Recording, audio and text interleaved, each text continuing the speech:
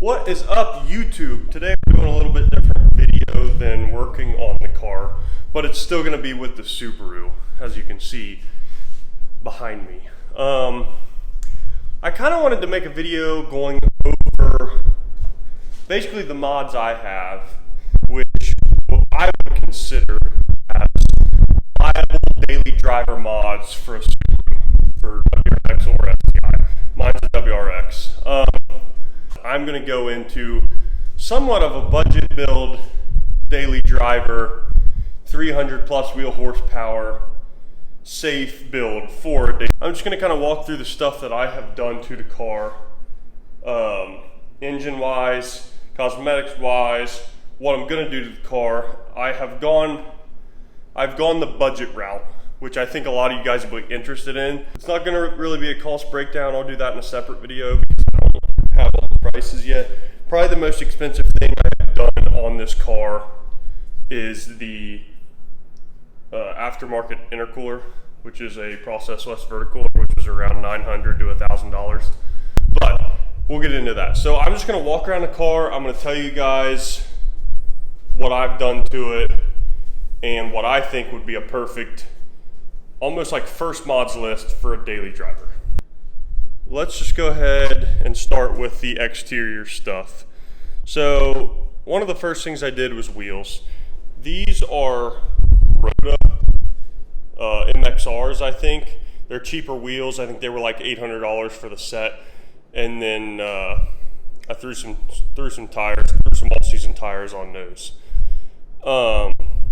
You don't have to do wheels, obviously, but that really changes the look of the car. This is still stock suspension, but I do have some, I think, 1-inch wheel spacers in there to give it a little bit of poke, as you can see in the back.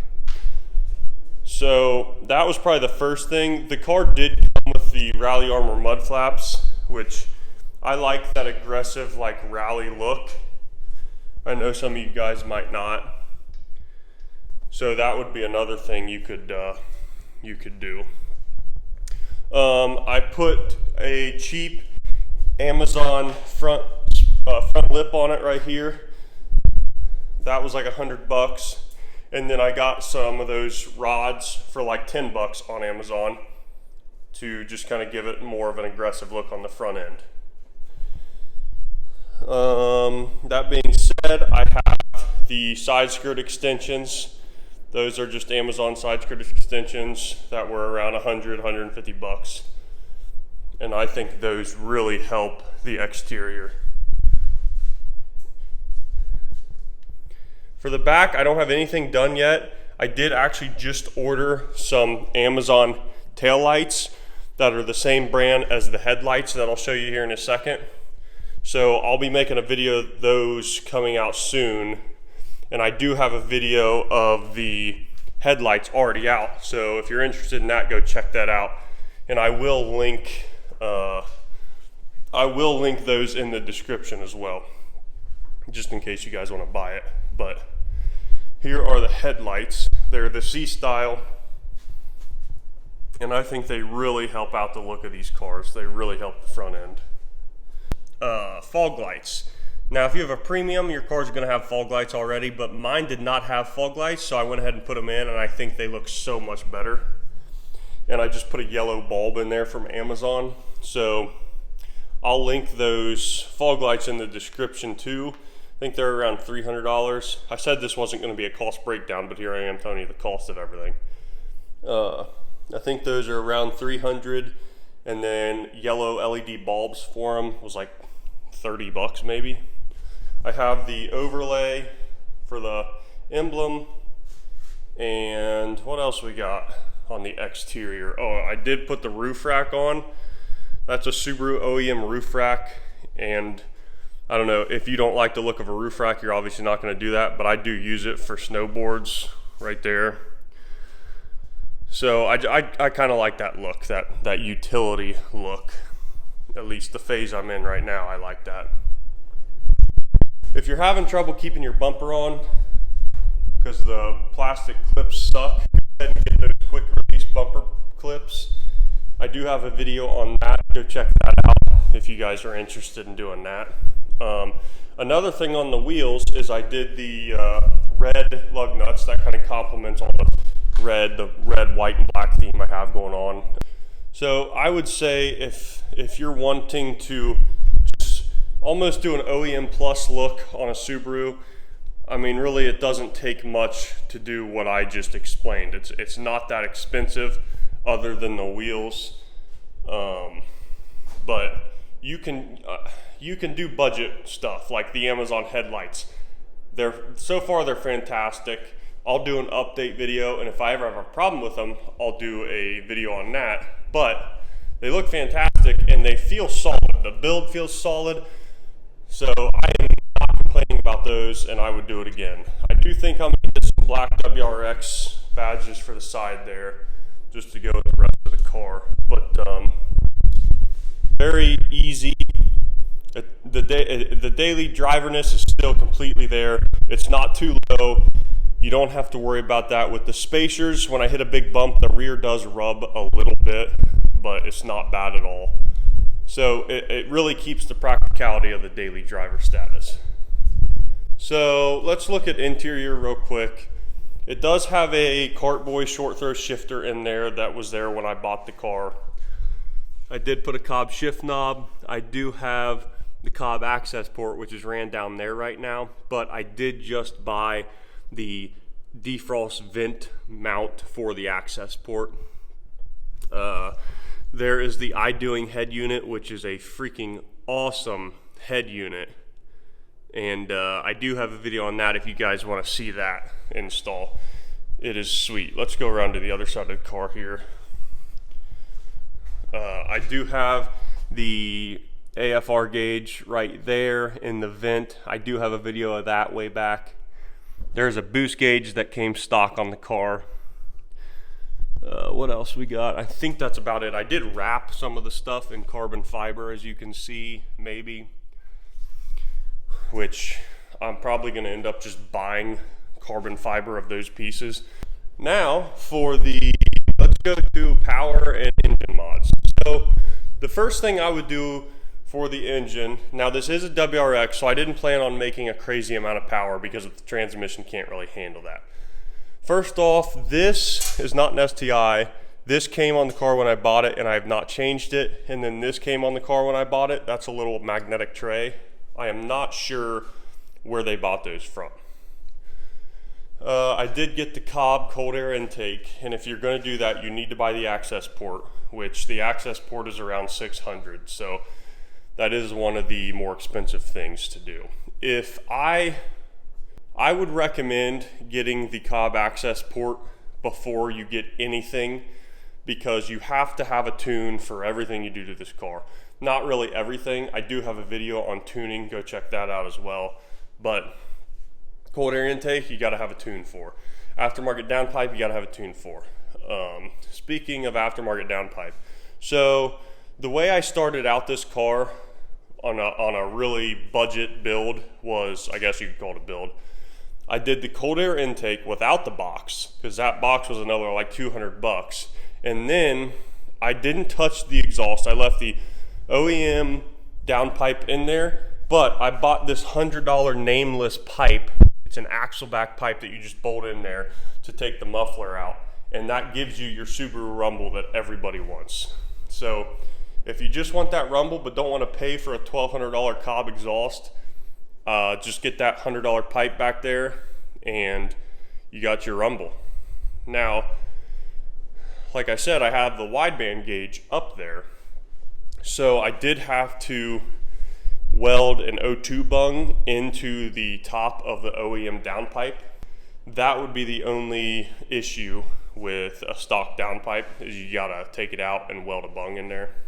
So after that, the next thing I did was I did the air oil separator for kind of like a reliability mod, because I had always seen that there's a lot of blow-by on these cars, and especially if you're going to be adding a little bit of power, you have to do that just because it'll save the life of the car. So I would recommend, that is expensive, that's like $400, but I would recommend doing that if you're gonna, I'd recommend doing that on a stock WRX, honestly. Another reliability thing that I did, I forgot to mention, is down there I did the cylinder 4 cooling mod, which is it's a pretty easy install, honestly. I do have a video on that. You guys can check that out if you want to see that. So those are pretty much my 2 reliability mods, is the IAG AOS and the cylinder 4 cooling mod. One thing I still need to do is the oil pickup, Killer Bee oil pickup. So the next thing I did when I decided, all right, I'm ready to do kind of a lower end budget build to get some power out of, was the intercooler. The reason I did that first was because that does not require a tune. Aftermarket top mount does not require a tune for the car, just because you're not really changing the airflow. You're not changing the direction of the airflow with like you would be with a front mount. Next thing I did after that was the downpipe, because you need to, if you get an aftermarket downpipe with a high flow cat, it really opens up the exhaust and allows you to build a little bit more power.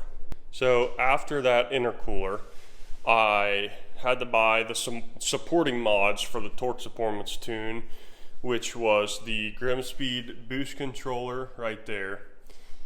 That was a pretty easy install and fairly cheap. It was like 150 bucks. And then Torque Performance recommended you do a fuel pump, so I did an AEM fuel pump, which I do have a video on all this stuff if you guys want to check it out. Installed the AEM fuel pump, very easy install there. Well, I shouldn't say very easy. Dealing with the fuel pump assembly kind of sucked. So there was that. Also, I need to do spark plugs. I do have 1-step Kohler spark plugs I need to put in, but Subaru suck with the design of their spark plugs. I did have a Grimspeed bypass valve on the way to get more turbo flutter and to not have to worry about the plastic one breaking or cracking. However, you see how much room you have between that one and that reservoir, and the Grimspeed one would not fit. There is one that will fit, which is the, I think, compact turbo smart, maybe. That might be what it is. I can't really remember off the top of my head. But let's see, that might be about it, honestly. I do have a Perrine turbo heat shield on over the turbo down there. And one thing I forgot about was I do have a Perrine, you can't see it, but I do have a Perrine pulley down there because my OEM one actually broke. So that kind of sucked. So that is kind of the overview of my budget daily driver build. That is I did get an NVIDIA high flow cat divorced waste or downpipe. That's a downpipe I'm rocking. But everything else, I mean, it's gonna run safe. You're only making like 300 horse. So with all those parts, you gotta have a tune to get to the 300 horsepower. So to do that, I went through Eric at Torque Performance, which he's an e-tuner. So I wasn't gonna pay $1,000 to do a dyno because I'm going cheap on it. And he is like, it's like $200 for a stage 3 tune, and he lists all the parts that he wants you to put, he lists all the parts that you need for that stage 3 tune. And then he recommends some stuff like a fuel pump and spark plugs. So what you do is you put all your parts on, buy that tune, load it onto your access port, and then you data log. Right now I'm on revision 3. All you do is data log, send it to him, he sends it back to you with some adjustments for free, which is incredibly awesome. So shout out to Eric for all that. That's basically my build breakdown of the car.